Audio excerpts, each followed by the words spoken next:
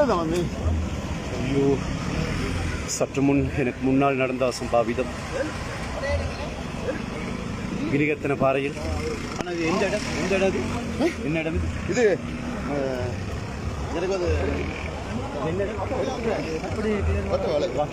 வட்டவலை பிரதேசத்தில்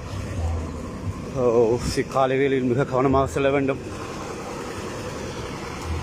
கட்டண நோக்கிய ஒரு பஸ்ஸில் கொழும்பு சென்ற பஸ்ஸாக இருக்க வேண்டும். கடவுளே, பின்னால் இருந்தவர்களுக்கு சேதம் போல் தெரிகின்றது. இந்த பஸ்ஸில் நீங்கள் இந்த பஸ்ஸில் வந்தீங்க?